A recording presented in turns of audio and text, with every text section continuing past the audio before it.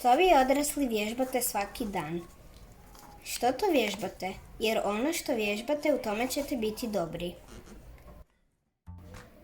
Vježbate li radost u svom životu?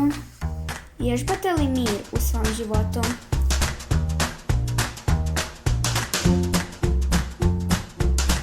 Vježbate li sreću u svom životu? Vježbate li ljubav u svom životu?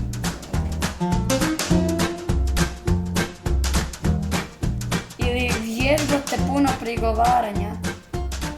Jer ako se žalite, bit ćete vrlo dobri u tome.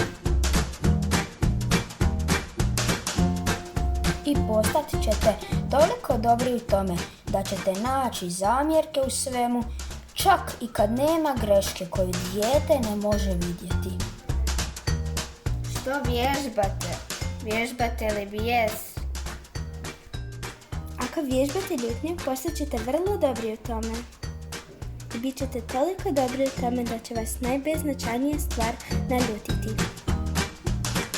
Na primjer, ako misliš da tvoj stan ili auto nisu dovoljno dobri ili plaća, To te tako ljuti i misliš da drugi imaju bolje. Vježbate li zabrinutost?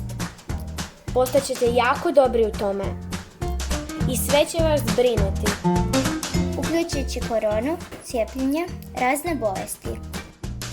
Uznemiravat će vas i naše stvari, naše zadaće, naši nesporazumi s prijateljem, naše igre.